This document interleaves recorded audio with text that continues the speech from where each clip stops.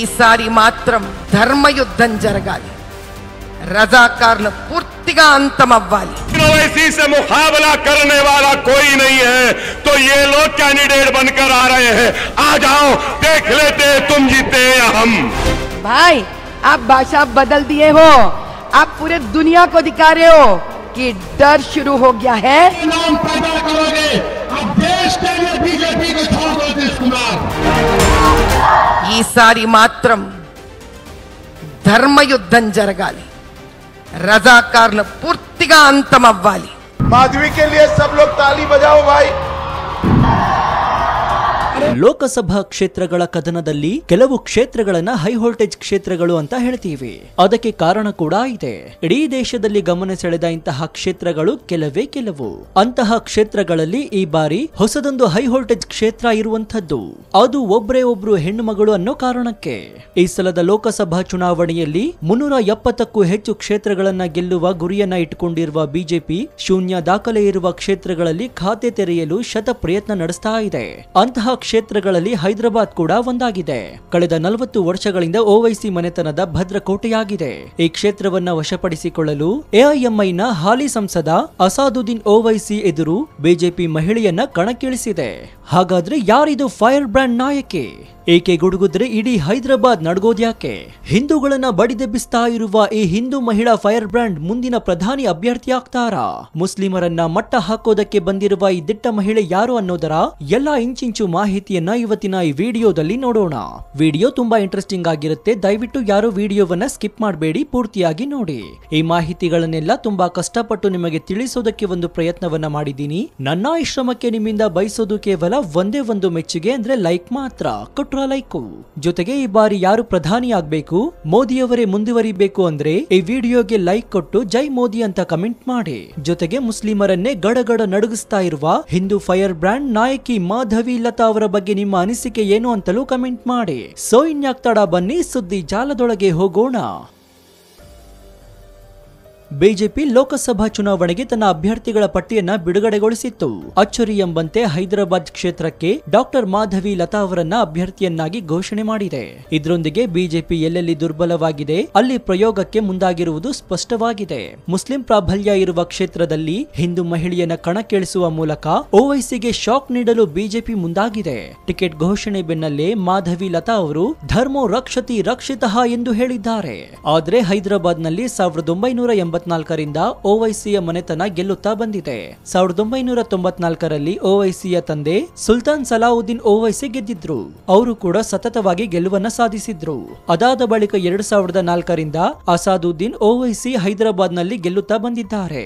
ಇಲ್ಲಿ ಬಿಜೆಪಿಗೆ ಹೇಳಿಕೊಳ್ಳುವಷ್ಟು ನೆಲೆಯಿಲ್ಲ। 2019ರಲ್ಲಿ ಬಿಜೆಪಿ ಅಭ್ಯರ್ಥಿ ಭಗವಂತ ರಾವ್ ಹಾಗೂ ಓವೈಸಿ ನಡುವಿನ ಅಂತರ 3 ಲಕ್ಷ ಮತಗಳಿಗಿಂತ ಹೆಚ್ಚು। ಇಂತಹ ಕ್ಷೇತ್ರದಲ್ಲಿ ಇದೀಗ ಬಿಜೆಪಿ ಪ್ರಯೋಗಕ್ಕೆ ಮುಂದಾಗಿರುವುದು ಅಚ್ಚರಿಗೆ ಕಾರಣವಾಗಿದೆ। ಹಾಗಾದ್ರೆ ಮುಸ್ಲಿಂ ಭದ್ರಕೋಟೆಯಲ್ಲಿ ಮಾಧವಿ ಲತಾ ಅವರನ್ನೇ ಯಾಕೆ ಕಣಕ್ಕಿಳಿಸಿದ್ರು ಅನ್ನೋದನ್ನ ನೋಡೋದಾದ್ರೆ, ಹೈದರಾಬಾದ್ ನಲ್ಲಿ ಮಾಧವಿ ಲತಾ ಅವರು ನಿರಂತರ ಸಂಪರ್ಕವನ್ನ ಹೊಂದಿದ್ದು ಹಿಂದೂ ಫೈರ್ ಬ್ರ್ಯಾಂಡ್ ನಾಯಕಿ ಕೂಡ ಆಗಿದ್ದಾರೆ। ಓವೈಸಿ ವಿರುದ್ಧ ಸತತವಾಗಿ ಹೋರಾಟ ಸಂಘಟಿಸ್ತಾ ಇರುವ ಮಾಧವಿ ಲತಾ ಅವರು ಈ ಬಾರಿ ಕಮಾಲ್ ಮಾಡಬಹುದು ಎಂಬುವ ನಿರೀಕ್ಷೆಯನ್ನ ಬಿಜೆಪಿ ಹೊಂದಿದ್ದು, ಹೈದರಾಬಾದ್ ಕ್ಷೇತ್ರದಲ್ಲಿ 4 ದಶಕಗಳಿಂದ ಇರುವ ಓವೈಸಿ ಭದ್ರಕೋಟೆಯನ್ನ ಪುಡಿಗೊಳಿಸ್ತಾರ ಎಂದು ಕಾದು ನೋಡಬೇಕಾಗಿದೆ। ಅಷ್ಟಕ್ಕೂ ಯಾರು ಈ ಮಾಧವಿ ಲತಾ? ಇವರನ್ನ ಹಿಂದೂ ಫೈರ್ ಬ್ರ್ಯಾಂಡ್ ಅಂತ ಯಾಕೆ ಕರೆಯಲಾಗುತ್ತೆ? ಮುಸ್ಲಿಂ ಭದ್ರಕೋಟೆಯಲ್ಲಿ ಮೆಟ್ಟಿ ನಿಲ್ಲುವಷ್ಟು ವರ್ಚಸ್ಸು ಇವರಿಗಿದ್ಯಾ? ಈ ಪ್ರಶ್ನೆ ನಿಮ್ಮನ್ನ ಕೂಡ ಕಾಡ್ತಾ ಇರಬಹುದು। ಅಸಲಿಗೆ ಯಾರು ಈ ಮಾಧವಿ ಲತಾ ಅನ್ನೋದನ್ನ ಹೇಳ್ತೀವಿ ನೋಡಿ। ಹೈದರಾಬಾದ್ ಕ್ಷೇತ್ರಕ್ಕೆ ಬಿಜೆಪಿ ಅಭ್ಯರ್ಥಿಯಾಗಿರುವ ಮಾಧವಿ ಲತಾ ಅಥವಾ ಕೊಂಪೇಲ ಮಾಧವಿ ಲತಾ ಅವರು ಹೈದರಾಬಾದ್ ನಲ್ಲಿ ತ್ರಿವಳಿ ತಲಾಕ್ ವಿರುದ್ಧ ಬಿಜೆಪಿ ನಡೆಸಿದ ಪ್ರಚಾರದ ನೇತೃತ್ವವನ್ನ ವಹಿಸಿದ್ರು। ಸಾಂಸ್ಕೃತಿಕ ಪ್ರತಿನಿಧಿಯಾಗಿರುವ ಇವರು ಹೈದರಾಬಾದ್ನ ವಿರಿಂಚಿ ಆಸ್ಪತ್ರೆಯ ಮುಖ್ಯಸ್ಥರಾಗಿದ್ದಾರೆ। ಅಲ್ಲದೆ ಮಾಧವಿ ಲತಾ ಅವರು ವೃತ್ತಿಪರ ಭರತನಾಟ್ಯ ನೃತ್ಯ ಪಟು ಆಗಿದ್ದು, ಇವರಿಗೆ 2 ಹೆಣ್ಣು ಮಕ್ಕಳು, ಒಬ್ಬ ಗಂಡು ಮಗ ಇದ್ದಾರೆ। ಎನ್ಸಿಸಿ ಕೆಡೆಟ್ ಕೂಡ ಆಗಿರುವ ಮಾಧವಿ ಲತಾ ಅವರು ರಾಜ್ಯಶಾಸ್ತ್ರವನ್ನ ಅಧ್ಯಯನ ಮಾಡಿದ್ದಾರೆ। ಮಾಧವಿ ಲತಾ ಅವರ ಪತಿ ವಿಶ್ವನಾಥ್ ಅವರು ಮೀರಿಂಚಿ ಆಸ್ಪತ್ರೆಯ ಸಂಸ್ಥಾಪಕರು ಮತ್ತು ಅಧ್ಯಕ್ಷರಾಗಿದ್ದಾರೆ। ಇನ್ನು ಮಾಧವಿ ಲತಾ ಅವರು ಧಾರ್ಮಿಕ ಭಾಷಣಗಾರರಾಗಿ ಕೂಡ ಗುರುತಿಸಿಕೊಂಡಿದ್ದಾರೆ। ಇವರ ಬದ್ಧತೆ ಹಿಂದುತ್ವದ ಕಡೆ ಇದ್ದು, ಮಾಧವಿ ಲತಾ ಅವರು ಲೋಪಮುದ್ರಾ ಚಾರಿಟೇಬಲ್ ಟ್ರಸ್ಟ್, ಲತಾಮಾ ಫೌಂಡೇಶನ್ ಸೇರಿ ದಾಟಿ ಅನೇಕ ಸೇವಾ ಸಂಸ್ಥೆಗಳೊಂದಿಗೆ ಸಂಬಂಧ ಹೊಂದಿದ್ದಾರೆ. ಇದೀಗ ಹೈದರಾಬಾದ್ನಲ್ಲಿ ಬಿಜೆಪಿಯಿಂದ ಕಣಕ್ಕಿಳಿದ ಮೊದಲ ಮಹಿಳಾ ಅಭ್ಯರ್ಥಿಯಾಗಿದ್ದಾರೆ ಮಾಧವಿ ಲತಾ. ಇನ್ನು ಓವೈಸಿ ಎದುರಾಳಿಯಾಗಿ ಮಾಧವಿ ಲತಾ ಅವರ ಹೆಸರು ಅಚ್ಚರಿ ಮೂಡಿಸಿದೆ. ಆದ್ರೆ ಕಳೆದ 1 ವರ್ಷದಿಂದ ಮಾಧವಿ ಲತಾ ಅವರು ಕ್ಷೇತ್ರದಲ್ಲಿ ಸಕ್ರಿಯವಾಗಿ ಕೆಲಸ ಮಾಡಿದ್ದಾರೆ. ಕಳೆದ 1 ವರ್ಷದಿಂದ ಪ್ರತಿದಿನ ನಾನು ಎಲ್ಲಾ ಪ್ರದೇಶಗಳಿಗೆ ಭೇಟಿ ನೀಡಿ 11 ರಿಂದ 12 ಗಂಟೆ ಕಾಲ ಕೆಲಸ ಮಾಡ್ತಾ ಇದ್ದೀನಿ. ಇಲ್ಲಿ ಏನೂ ಇಲ್ಲ, ಸ್ವಚ್ಛತೆ ಇಲ್ಲ, ಶಿಕ್ಷಣವಿಲ್ಲ, ಮಾದರಸಗಳಲ್ಲಿ ಮಕ್ಕಳಿಗೆ ಆಹಾರವಿಲ್ಲ, ಮುಸ್ಲಿಂ ಮಕ್ಕಳು ಬಾಲ ಕಾರ್ಮಿಕರಾಗ್ತಾ ಇದ್ದಾರೆ, ಹಿಂದೂ ದೇವಾಲಯಗಳು ಮತ್ತು ಮನೆಗಳನ್ನ ಅಕ್ರಮವಾಗಿ ವಶಪಡಿಸಿಕೊಳ್ಳಲಾಗ್ತಾ ಇದೆ ಎಂದು ಮಾಧವಿ ಲತಾ ಹೇಳಿದ್ದಾರೆ. ಓಲ್ಡ್ ಸಿಟಿಯು ಅತ್ಯಂತ ದಯಾನೀಯ ಸ್ಥಿತಿಯಲ್ಲಿದೆ. ಇದೆಲ್ಲೋ ಬೆಟ್ಟದ ಮೇಲಿಲ್ಲ ಅಥವಾ ಇದು ಯಾವುದೋ ಬುಡಕಟ್ಟು ಪ್ರದೇಶವಾಗಿಲ್ಲ. ತೆಲಂಗಾಣ ಮತ್ತು ಆಂಧ್ರ ಪ್ರದೇಶಗಳ ಅನೇಕ ಹೋರಾಟಕ್ಕೆ ಸಾಕ್ಷಿಯಾದ ಹೈದರಾಬಾದ್ನ ಹೃದಯ ಭಾಗದಲ್ಲಿದೆ. ಆದರೆ ಹೃದಯ ಭಾಗದಲ್ಲಿರುವುದು ಕೇವಲ ಬಾಡತನ ಎಂದು ಮಾಧವಿ ಅವರು ಹೇಳಿದ್ದಾರೆ. ಪ್ರಜಾಪ್ರಭುತ್ವದಲ್ಲಿ 40 ವರ್ಷಗಳಿಂದ ಒಂದು ಕ್ಷೇತ್ರವನ್ನ ಒಬ್ಬರೇ ಹೊಂದಿದ್ದಾರೆ. ಈ ಕ್ಷೇತ್ರ ಎಷ್ಟೊಂದು ಅಭಿವೃದ್ಧಿಯಾಗಿರಬೇಕಾಗಿತ್ತು, ಆದ್ರೆ ಇಲ್ಲಿ ಏನಂದ್ರೆ ಏನು ಕೂಡ ಆಗಿಲ್ಲ ಎಂದು ಮಾಧವಿ ಅವರು ಹೇಳಿದ್ದಾರೆ. ಇದೇ ಕಾರಣಕ್ಕೆ ಮುಸ್ಲಿಂ ಭದ್ರಕೋಟೆಯನ್ನ ಮಟ್ಟ ಹಾಕೋದಕ್ಕೆ ಬಿಜೆಪಿ ಈ ಬಾರಿ ಹಿಂದೂ ಫೈರ್ ಬ್ರ್ಯಾಂಡ್ ಮಾಧವಿ ಲತಾ ಅವರನ್ನ ಕಣಕ್ಕಿಳಿಸಿದೆ. ಇನ್ನು ಯಾವಾಗ ಈ ಮಹಿಳೆ ಕಣಕ್ಕಿಳಿದರೋ ಇಡೀ ಹೈದರಾಬಾದ್ ನಲ್ಲಿ ಕಂಪನ ಶುರುವಾಗಿದೆ. ಹಿಂದುತ್ವದ ಅಲೆ ಕೂಡ ಎದ್ದಿದೆ. ಅಷ್ಟೇ ಅಲ್ಲದೆ ಮುಸ್ಲಿಮರಲ್ಲಿ ನಡುಕ ಶುರುವಾಗಿದೆ. ಯಾಕಂದ್ರೆ 40 ವರ್ಷಗಳಿಂದ ಮುಸ್ಲಿಮರೇ ಇಲ್ಲಿ ಸರ್ವಾಧಿಕಾರಿಗಳಾಗಿದ್ದಾರೆ. ಅಂತಹ ಭದ್ರಕೋಟೆಯನ್ನ ಭೇದಿಸಲು ಓರ್ವ ಮಹಿಳೆ ಮುಂದಾಗಿದ್ದಾರೆ. ಅಷ್ಟೇ ಅಲ್ಲದೆ ಈಕೆಯ ಒಂದೊಂದು ಮಾತುಗಳು ಹಿಂದೂಗಳನ್ನ ಬಡಿದೆಬ್ಬಿಸ್ತಾ ಇದೆ. ಈಕೆಯ ಘರ್ಜನೆಗೆ ಮುಸಲ್ಮಾನರು ಪಥರ್ಗೊಟ್ಟು ಹೋಗಿದ್ದಾರೆ. ಅಲ್ಲದೆ ಈಗ ಓವೈಸಿ ವಿರುದ್ಧ ಸ್ಪರ್ಧೆಗೆ ಮುಂದಾಗಿರೋದ್ರಿಂದ ಮುಸ್ಲಿಮರಲ್ಲಿ ಭಯ ಶುರುವಾಗಿದೆ. ಅಲ್ಲಿ ಹಿಂದೂಗಳಿಗೆ ಆಗ್ತಾ ಇರುವ ಅನ್ಯಾಯದ ಪರವಾಗಿ ಧ್ವನಿ ಎತ್ತಾ ಇರುವ ಈ ಮಹಿಳೆ ಧರ್ಮೋ ರಕ್ಷತಿ ರಕ್ಷಿತಃ ಅಂತ ಘೋಷಣೆ ಕೂಗಿದ್ದಾರೆ. ಇದೇ ಕಾರಣಕ್ಕೆ ಈ ಬಾರಿಯ ಚುನಾವಣೆಯಲ್ಲಿ ಹೈದರಾಬಾದ್ ಕ್ಷೇತ್ರ ಅತಿ ಹೆಚ್ಚು ಹೈವೋಲ್ಟೇಜ್ ಕ್ಷೇತ್ರವಾಗಿದೆ. ಒಂದ್ ವೇಳೆ ಈ ಮಹಿಳೆ ಗೆದ್ರೆ ಇತಿಹಾಸವನ್ನೇ ಸೃಷ್ಟಿ ಮಾಡಿದಂತೆ ಆಗುತ್ತೆ.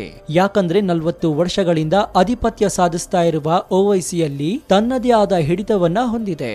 ಒಂದ್ ವೇಳೆ ಅದೆಲ್ಲವನ್ನ ಛಿದ್ರಗೊಳಿಸಿ ಮಾಧವಿ ಲತಾ ಗೆದ್ದರೆ ಅದು ಬಿಜೆಪಿ ಅನ್ನೋದಕ್ಕಿಂತ ಹಿಂದುತ್ವಕ್ಕೆ ದೊಡ್ಡ ಹೆಸರಾಗುತ್ತೆ.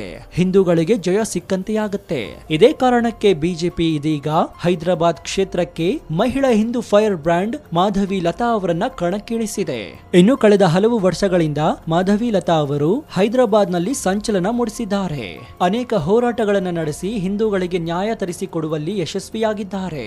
ಇದಷ್ಟೇ ಅಲ್ಲದೆ ಅಲ್ಲಿ ನಡೀತಿರುವ ಶೋಷಣೆಯ ವಿರುದ್ಧ ತಿರುಗಿ ಬಿದ್ದಿದ್ದಾರೆ. ಇವರ ಈ ಎಲ್ಲಾ ಸೇವೆಗಳು ಸೋಷಿಯಲ್ ಮೀಡಿಯಾದಲ್ಲಿ ಭಾರಿ ವೈರಲ್ ಆಗ್ತಾ ಇದ್ದು ಇದೀಗ ಎಲ್ಲರ ಗಮನ ಸೆಳೀತಾ ಇದ್ದಾರೆ ಮಾಧವಿ ಲತಾ ಅವರು.